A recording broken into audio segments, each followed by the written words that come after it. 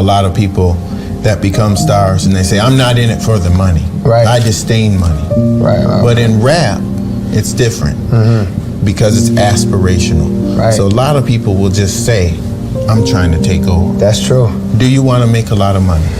I do want to make a lot of money, but that's only for safety purposes. Like, I don't have a lust of money, and I actually don't even have a love of money. Like, you got people, I know these people, you know, they're my friends, and they're also rappers that I know. They love money. They're addicted to getting money. And that's cool too, because that's what makes some of the most successful businessmen. I don't love money like that. I love the comfort and the safety and the ability to retire my mom, or like if there's a problem with my brother, or if my father has a problem. I like that feeling of being able to provide. So that's the thing I do love about money. But to tell you the truth, what makes me the happiest is the music, working on the music. I'm in the studio right now with Elvana. I'm producing for another person. That makes me happy. That makes me way more happy than getting a check. My album comes out, the response is amazing. That makes me way more happy. If I write a song, I made Let Nas Down, a song off my album. When I made that song, the feeling that I had after I made that song is way more important to me than making money. Hey man, thank you for tuning in to the Trevor Jackson podcast. I hope that you are entertained and you can learn something, can gain something. I hope I can provide some sort of knowledge with this podcast. And like J. Cole's statement, man, about money, that's a powerful statement because we chase money. We work for money. We sacrifice for money. We do things that we normally wouldn't do so we can obtain money, so we can have the things that we want. But man, let's get on into the podcast. Let's create the vibes. Let's go. The Trevor Jackson Podcast.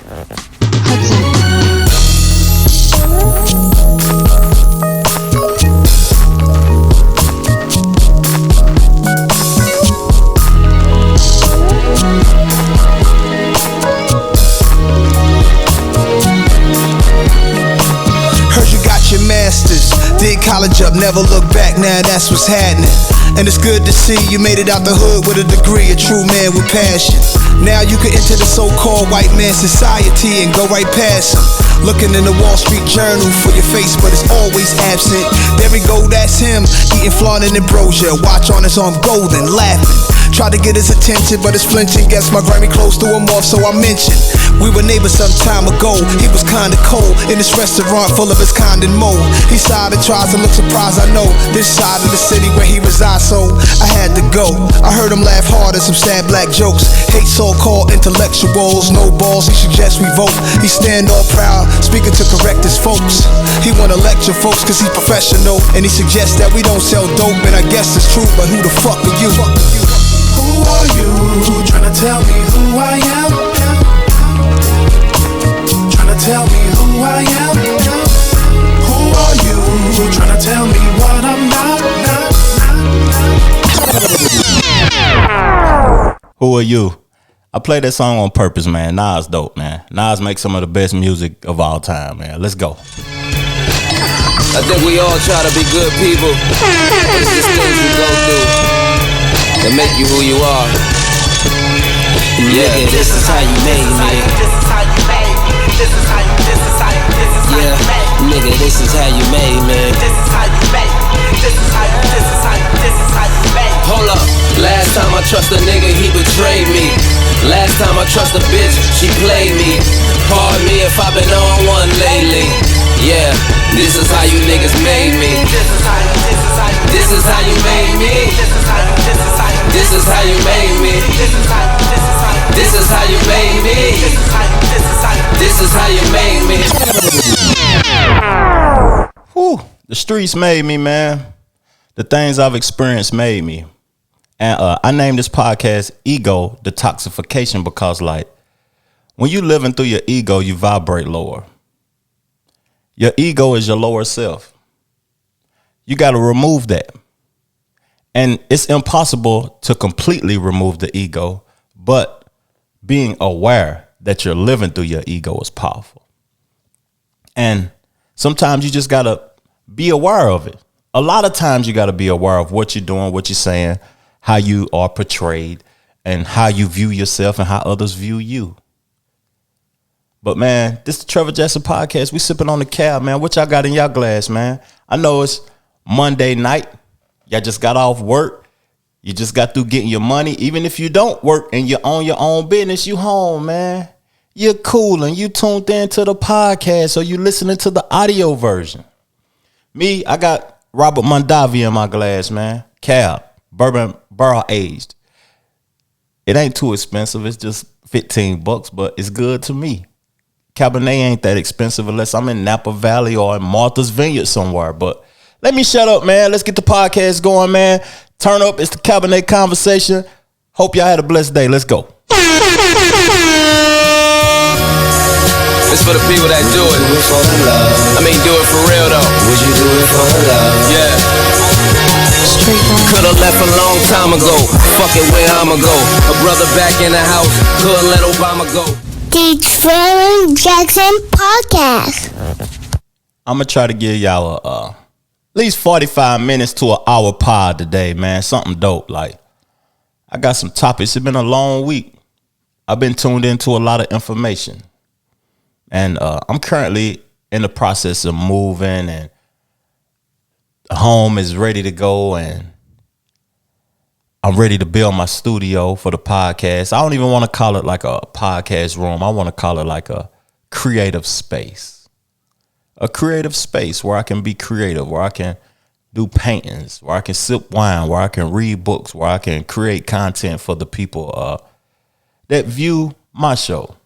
Thank you if you still subscribe. Thank you if you continuously tuning in and you in the comment section and you talking the talk, man, and you sharing the show. Thank you. I highly appreciate you. I hope your week was good. I hope your week was blessed. And my week, man, I was thinking about some things. I went to the game, the soccer game, Charlotte FC. Charlotte FC, they won their first soccer game. That's good to see. They beat New England. And it was a dope game, man. It was a dope experience. I've never been to a soccer game before, not a major league soccer game.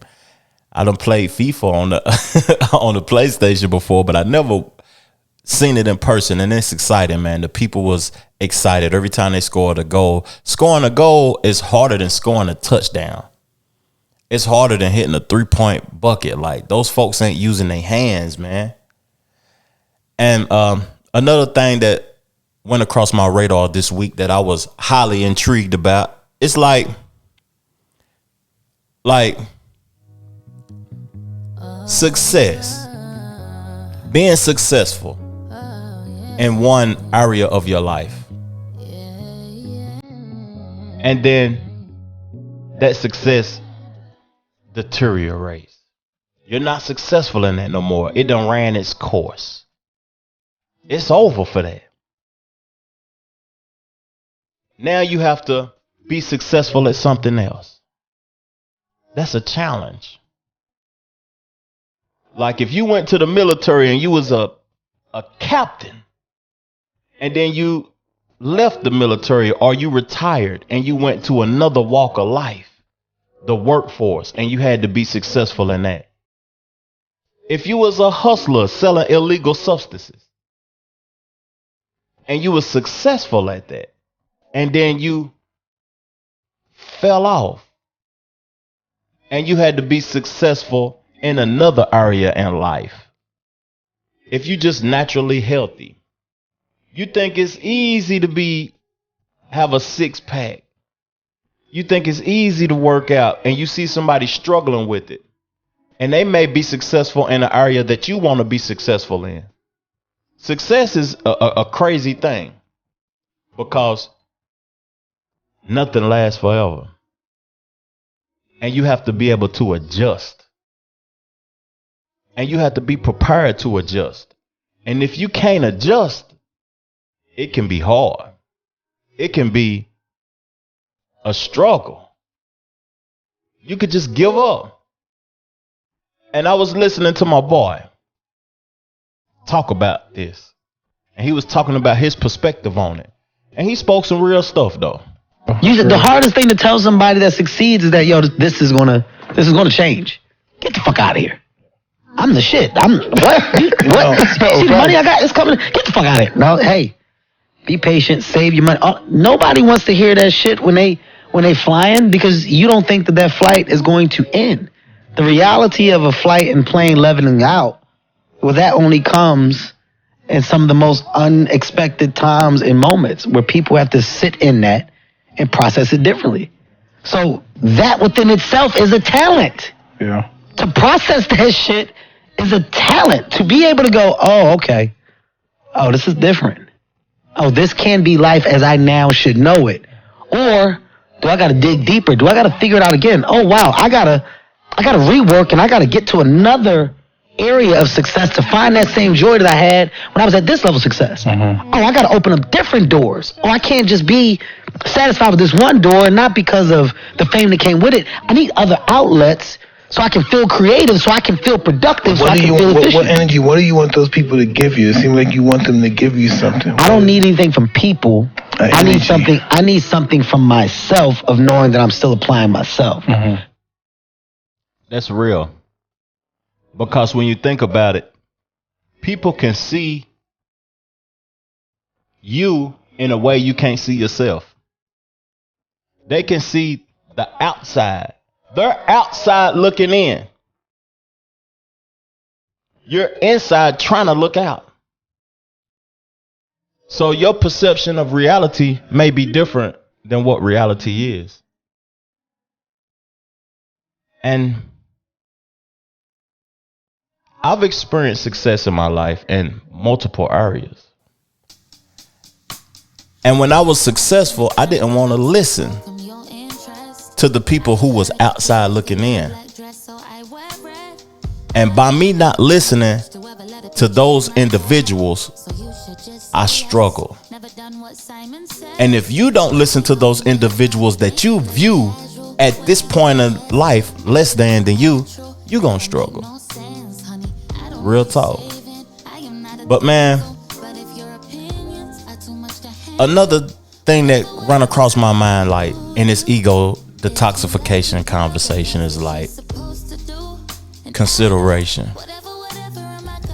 We live in a climate right now where we dealing with inflation. We dealing with price gouging. Things are more expensive than ever. Homes, gas, a meal, an alcoholic beverage, hair care products, going to an event. Everything costs more. And at the end of the day, at the workforce, within your family, within your friends, consideration. Consideration, that's the key word right now, consideration. Are you considering other individuals' well-being? Are you just thinking about yourself? Because that's the ego speaking again, ego detoxification, that's what we're talking about. Are you considering other individuals' peace? Are you considering that other individuals may be going through something? That's why they're not performing at the level that you're used to.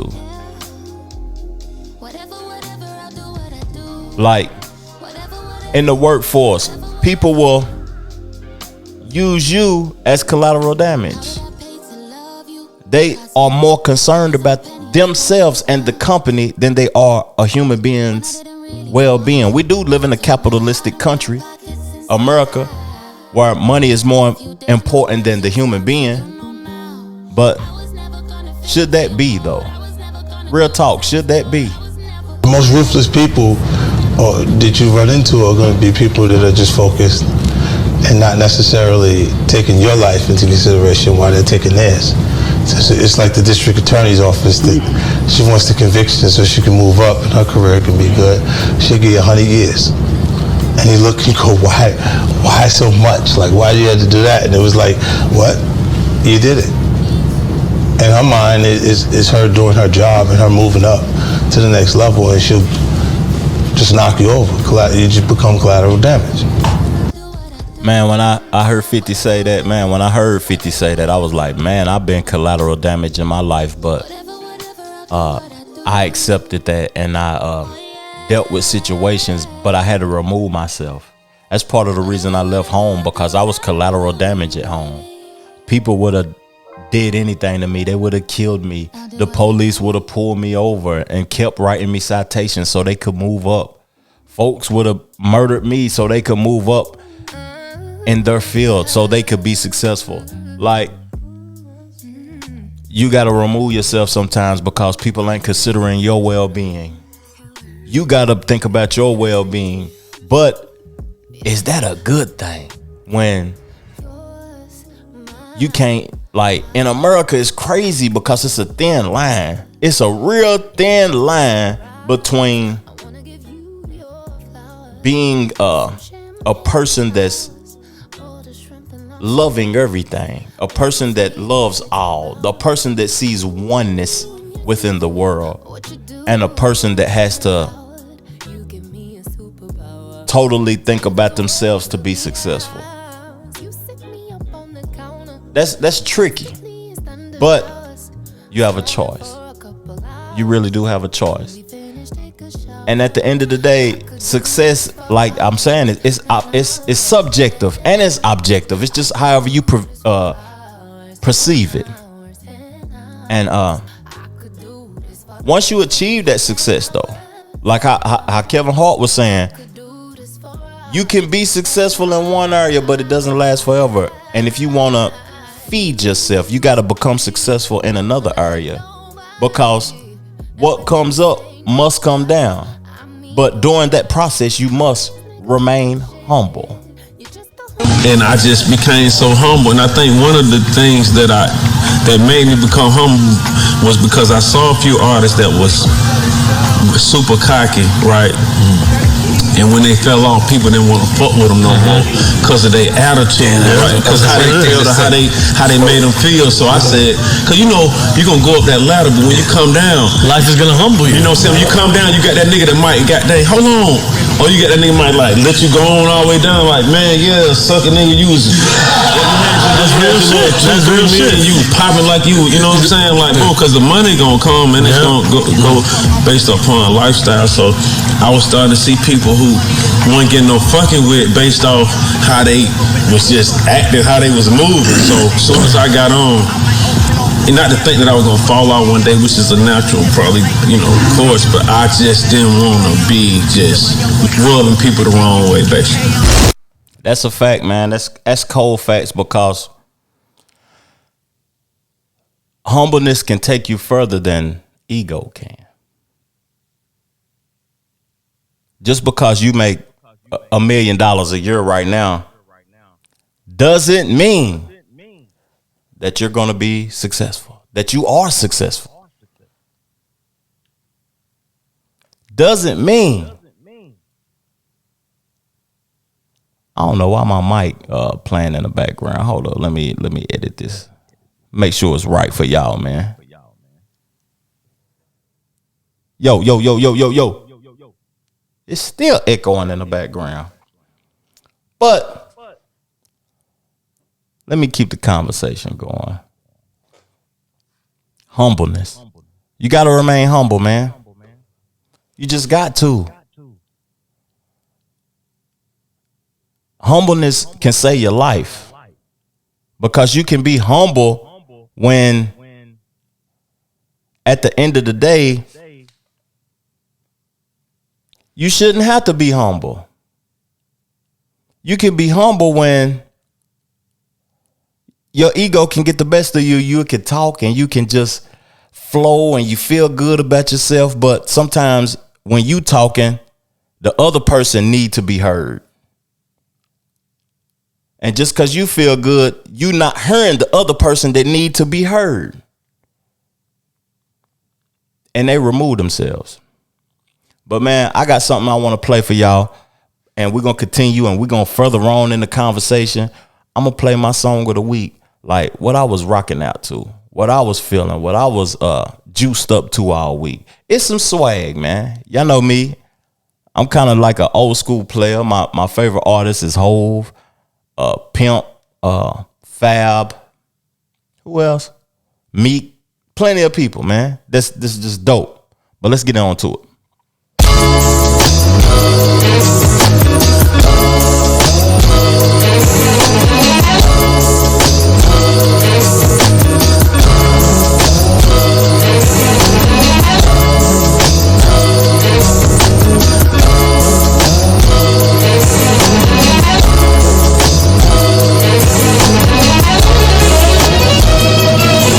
Okay, this is why they fuck with me. Right after the head, I tell them I gotta leave, cause I'm trying to stay sucker free. They say I'm a dog, well that make them a fucking flea. And now I understand why they asses so stuck on me. Luckily, I be feeling good in my bucket seats. Thug motivation, my coupe costs $103. Mind of a hockey player, you can suck a D. I'ma reach my goal and you ain't gon' take this puck from me. Yeah, Coca Loso in my Stanley Cup. Y'all can say whatever, just don't bring the family up. Who can fuck with me? Everybody hand me up. But when we set the date, bet these niggas stand me up. I'm down to earth like gravity, but man we up. Women get around me and they cannot keep their panties up. Your boy drop jewels, you niggas should ante up. This is food for thought, you bitches will abandon ya. As I get older, I be looking at what rap breeds. A bunch of tatted up niggas who can rap weed. And I ain't saying I'm exactly what rap needs. I'm just a swagged out nigga in a rap P. With a 3-year-old that I'm trying to be here for. Road to the riches, and my gift is my vehicle. And I ain't talking about that Aston Martin, even though I bought that for my birthday. The lines I come up with, they pass the margin. Yeah, I write my best shit on my worst day. And that's the shit that gets you richer. Turn a negative into a positive. Hit the picture, people say I changed. It's not me, it's the money. It's the middle of the winter, but it got me where it's. Boy, Fab be spitting, man. He said it's the middle of the winter, but the ice got me looking sunny. Hey, man, Fab dope. That was my song of the week, man. That's what I wrote to multiple times this previous week, though. But we're going to get into self-worth. We're going to get into tweets that I seen that was kind of crazy. We're going to get into Cap talking about he want to play still. It's been 5 years, man. This might be a touchy subject for some, but Kaepernick, like Colin Kaepernick, he ain't played for 5 years. And on Twitter, he been throwing the ball to one of the Seahawks receivers. He talking about he's still been working out. He want to be a part of the NFL, but I like Cap. I'm a 49ers aficionado. I've been a fan of the 49ers since 84. They won a Super Bowl in 85. And he was one of my favorite players. I was for him replacing Alex Smith. I was for that. But Cap, like, you got people confused. What do you want to do? Do you want to play in the NFL? Do you want to be a part of the movement? Is this promotion for your documentary? Is this promotion for your Netflix thing? What you want to do, man? Like, I wanted to hear Kaepernick speak on why he was kneeling, why he was taking a stand for police brutality. He never have done an interview or nothing since all of that stuff was going on. He shouldn't have been took. I don't think that the NFL should have removed him, completely removed him, but he wasn't an elite quarterback. And this is coming from a 49ers fan. He went to the Super Bowl. You see, we almost went to the Super Bowl with Garoppolo. The 49ers, we have like good wide receivers, good defense. We really don't want to spend hundreds of $millions on quarterbacks. That ain't winning football. You see, like Green Bay, they just paid Aaron Rodgers all that money, and they ain't gonna win no Super Bowl, man. Aaron Rodgers is a dope individual. He's probably the best player in the NFL right now, but you can't pay for position players when you paying all that money out. So when I think of Cap, like, I'm like, damn, Cap, like, you still talking the talk. And this is what Cap had to tweet as of recently. For the past 5 years, I've been working out and staying ready in case an opportunity to play presents itself.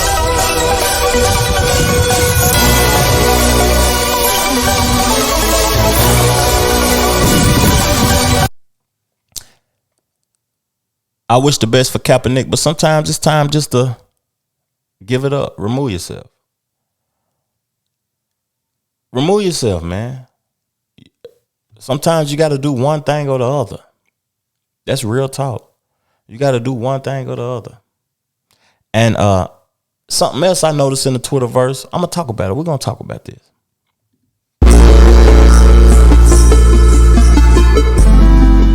The definition of a mixtape EP is when a project is not profited off of. If it was sold on a platform under a label, they own that project. How could it not be counted as an album? So Meek Mill back to complaining. Meek Mill always on Twitter. He might be the most entertaining or the most interesting person on Twitter right now. Because he's been disgruntled as of recently. He was disgruntled with Ross because the labels was trying to separate them and their friendship. And he signed a contract that he rubbing shoulders with billionaires, so they probably making him aware of the situation that he's in. He's in the presence of Robert Kraft. He's in the presence of the Sixers owners. They friends. So they making him aware of what he's involved in. And he's not making the best of that because he's under contract and he owes one more album to whatever record label he signed to. I don't know who he signed to specifically right now. I'm kind of tipsy off at Cabernet. But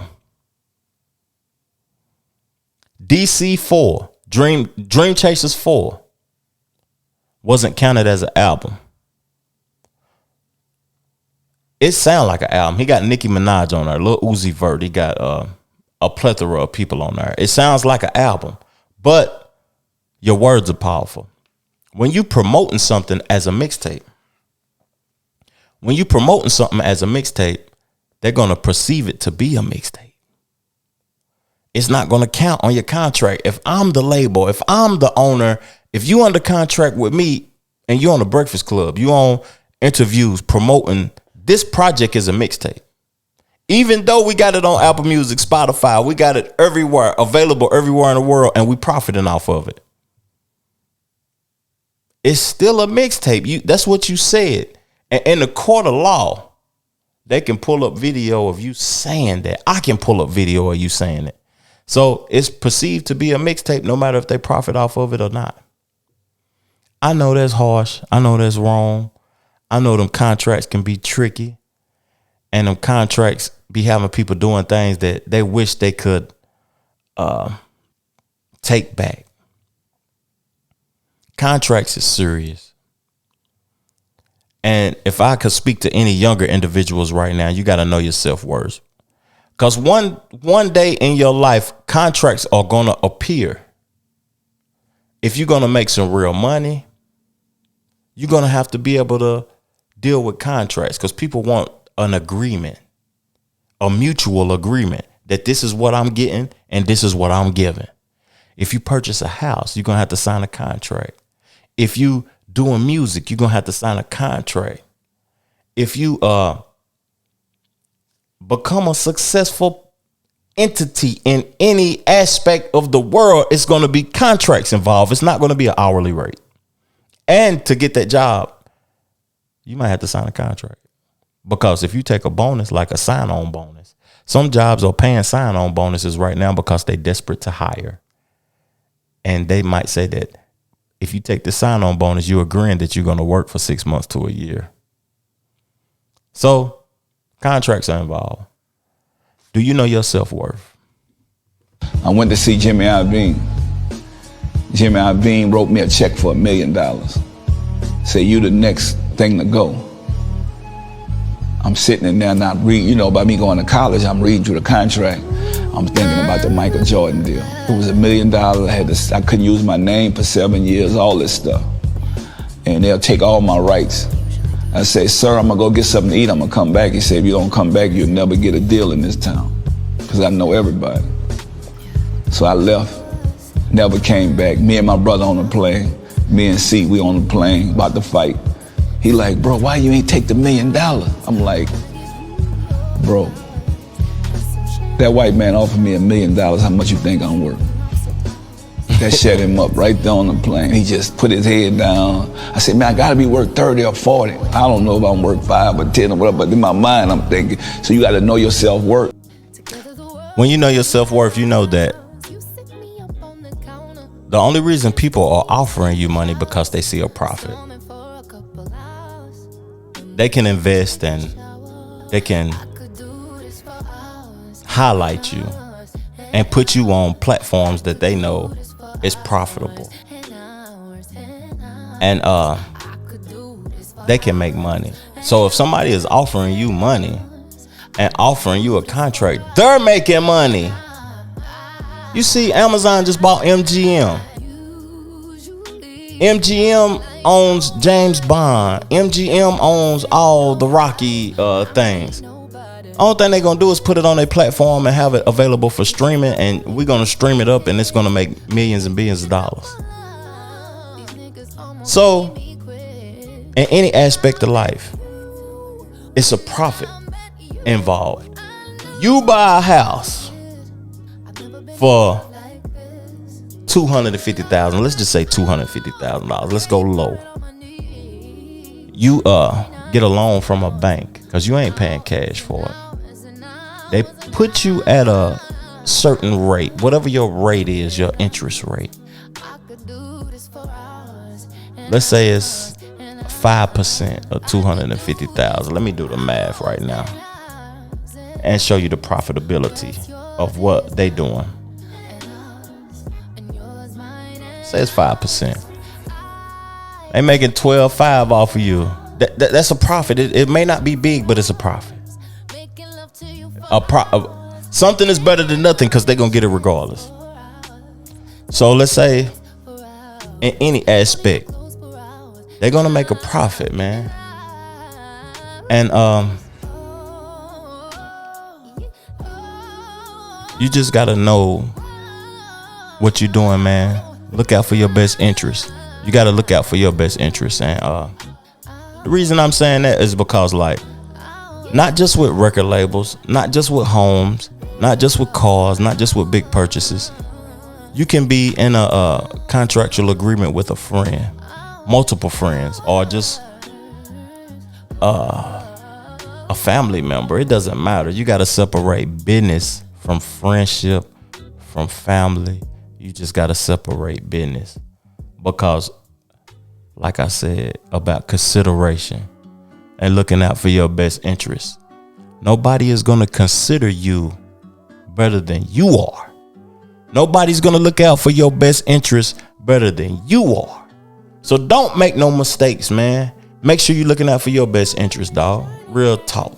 Exactly. Yeah. Exactly. So how many labels are trying to holler at you now? Because I'm sure that now that you free and been putting out this music, everybody working with you, is there a lot of stuff happening behind the scenes? Yeah, some stuff happening behind the scenes, man. Everybody wanna get in get in their business with Conway, man. But honestly, man, I'm hoping that things will work themselves out with Griselda. You know what I'm saying? What do you mean, like Griselda get a label deal or?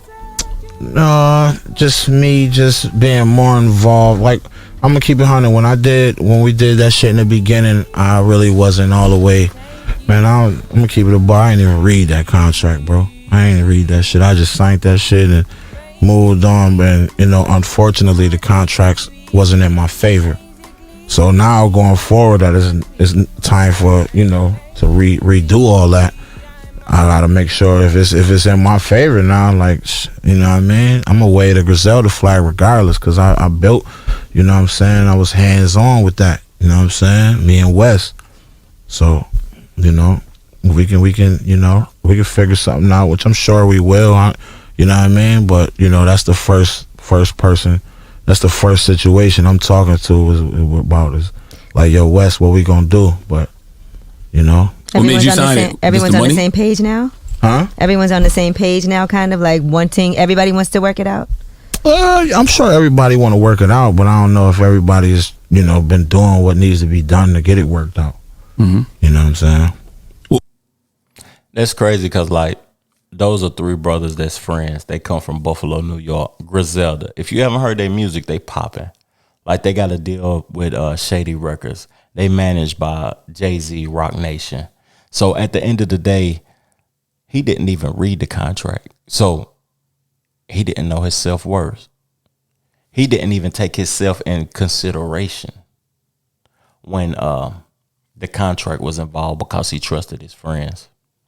You got to separate business from friendships, because friends ain't going to look out for your best interest. They're going to look out for their best interest first. And ain't nothing wrong with that. There's nothing wrong with that. That's how we was trained. That's how we was brought up. That's what we was taught living in a capitalistic country, America. And that's just the way it is. Like when you think about it with music, you think about Death Row, Suge Knight making all that money. He wasn't the talent, even though he knew how to play the guitar. He knew he had a good ear. He wasn't the talent. Dre was the talent. Snoop was the talent. Pac was the talent. When you think about Diddy, people was making those beats and he was paying them right up front and then putting his name on the beats, saying that he did it. And he sampled a lot. The beats was already created. He added a hip hop drum pattern to it and said that this is my beat. And people are complaining about Diddy. Mase just put out a diss track. Everybody who got money with Diddy or was up under Diddy complained. You had the dude that I talked about on the last podcast that was on a part of making the band. I don't forgot his name. He was from Florida.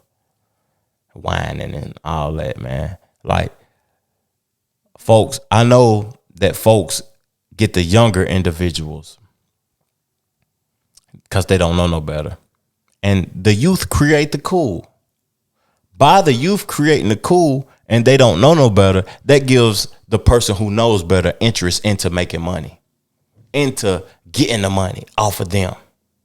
But man, I know this is kind of old, but we're gonna break it down. Let's see what Mase was talking about on this diss track, because he dissed Diddy as of recently on the Oracle Part 2. And if y'all heard the Oracle Part 1, that was him going off on Cameron. But let's listen to it.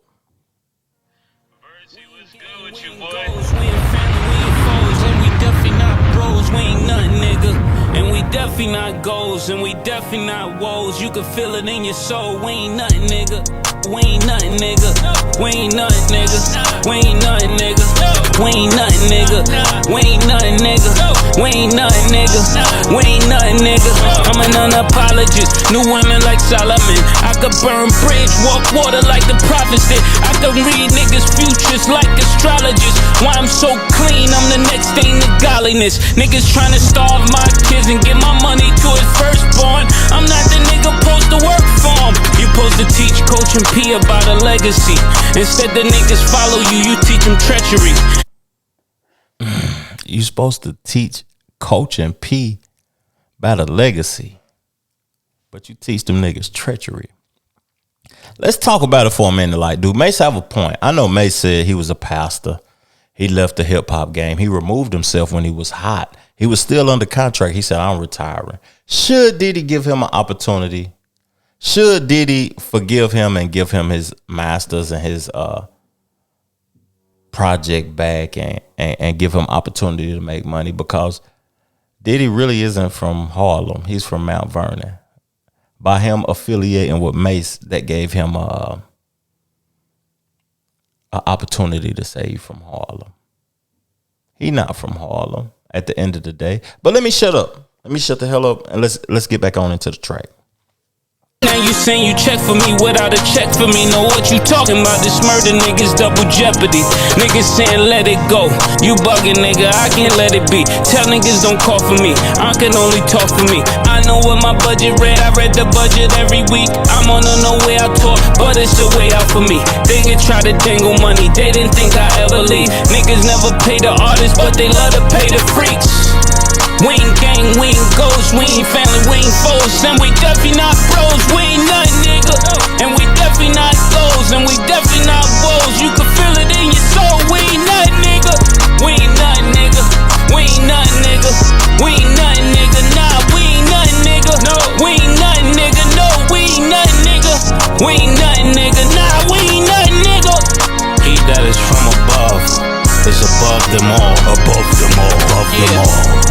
up when thunder fall. I ain't running from y'all, cause I come for it all. Now I fire on Goliath and watch him fall. Then when they kill the short first, cause I come for the tall. And when your main artist die, who the hell do you call? I bring smoke with water on, I'm used to the fog. And I empty pipes when clicks get clogged. And go to church on Sunday, I'm the illest of all. He said when your main artist died, who did you call? That's deep. Because people don't want to believe it though, but Mase. When Big died, who you think wrote all the Shiny Suit music? You can hear the whole swag. Mase was probably one of the hot, when Harlem World came out, Mase was probably one of the hottest artists in the world. I'm not capping for Mase neither. Let me hit my water.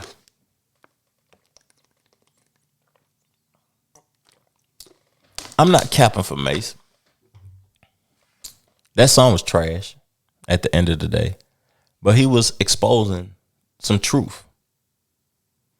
And I appreciate that.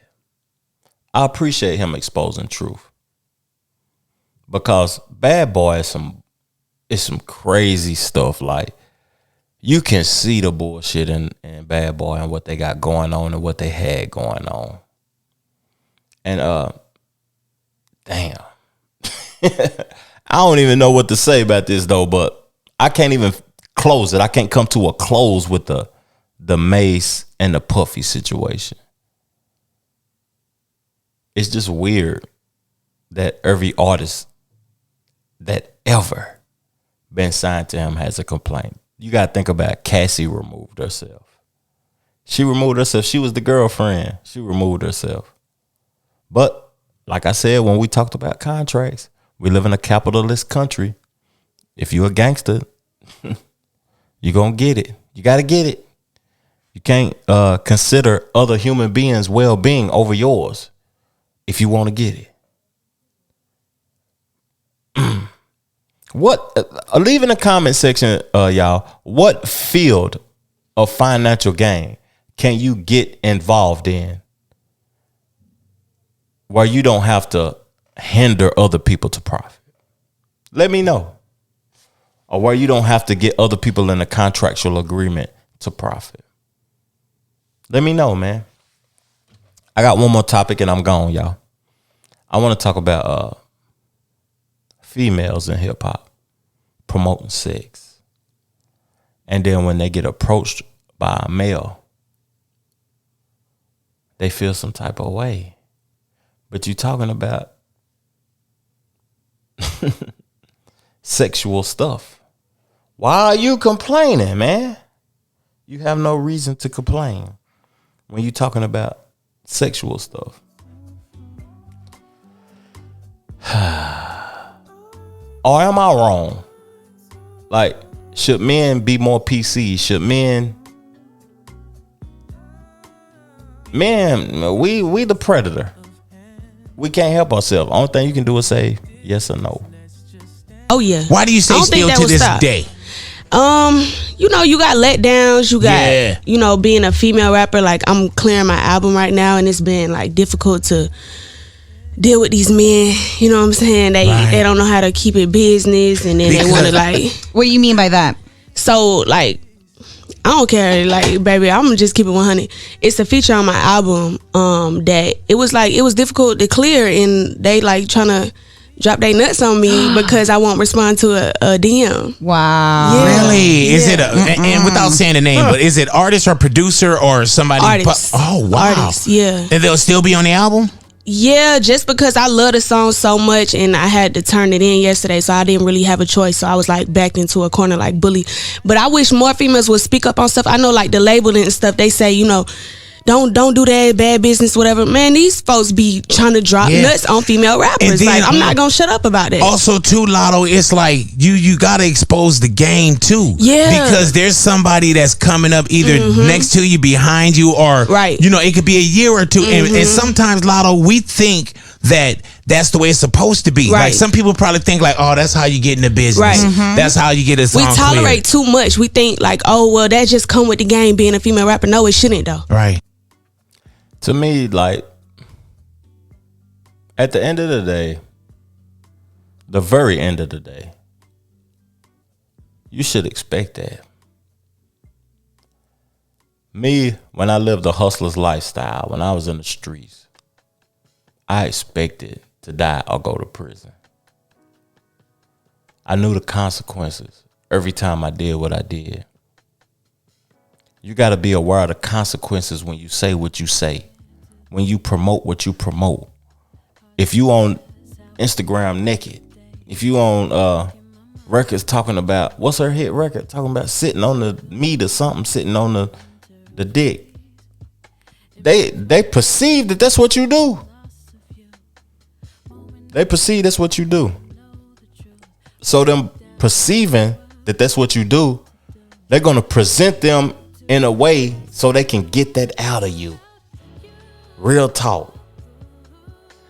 And the only thing that I got against what she did is she went on a radio station and presented that to the world.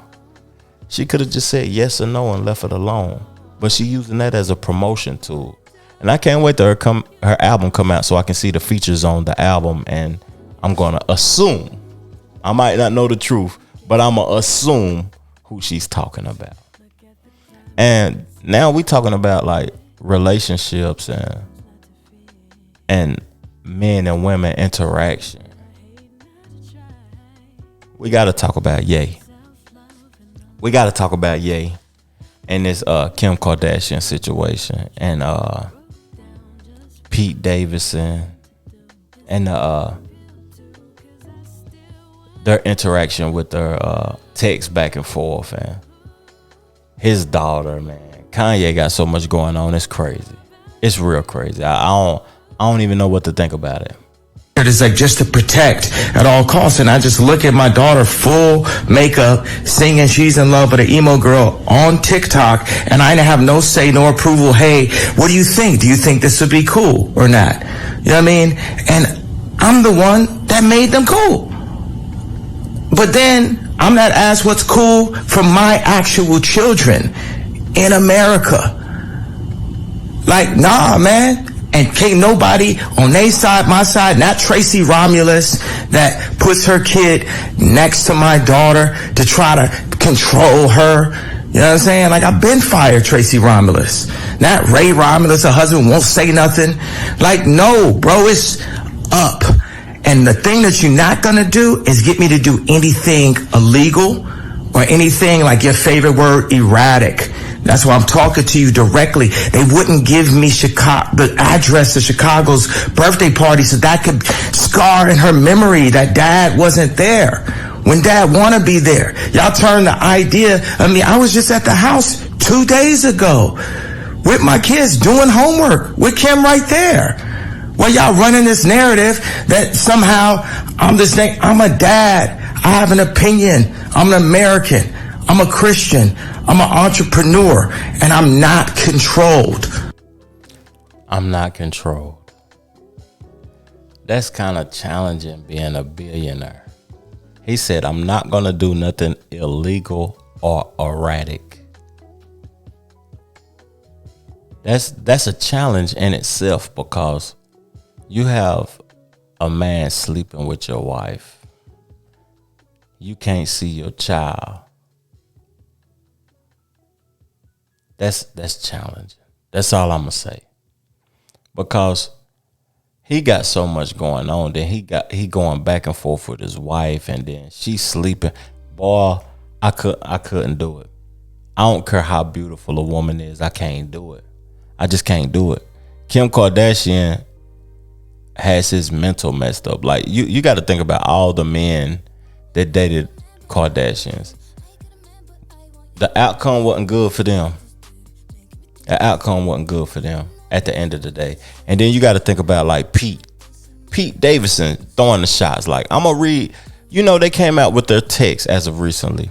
They text back and forth, and I'm gonna read the text in the way I perceive them saying it to each other. Right quick.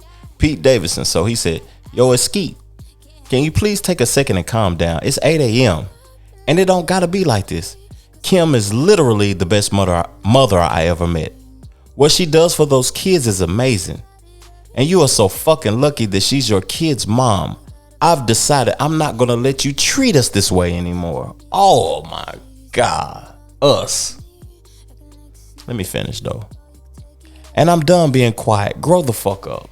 That's what Pete Davidson said in the text to Kanye. So Kanye's response was, oh, you using profanity? Where are you right now? Oh, you using profanity? Where are you right now? That's what Kanye said. So Pete's response was, in bed with your wife.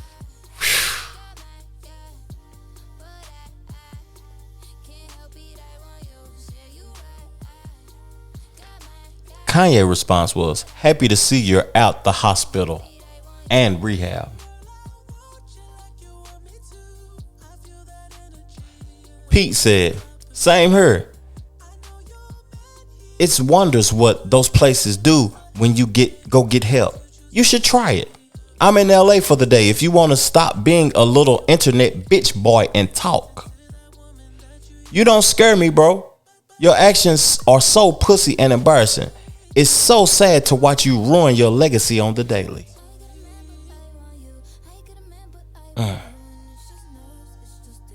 You're more than welcome to come to Sunday service. That's Kanye's response. Pete, why don't we meet after Sunday service at Saints game, his child? Oh God. Involving children. I may be a man that doesn't have children, but damn. Why don't we meet after Sunday service at Saints game? I'll be at the BHH. We can have food and talk it out in my room. Privately, one-on-one, man-to-man. What are you doing to your family is dangerous and going to scar them for life. Please handle these matters privately, bro. I beg you. That's true. But you threw a shot first, Pete. You got to humble yourself. You remember we talked about that. I pulled up the 2 Chainz audio when he was on Drink Champs last weekend, talking about being humble on your way up. You want to see me come to Sunday service? Kanye responded. Pete, this isn't public, dude.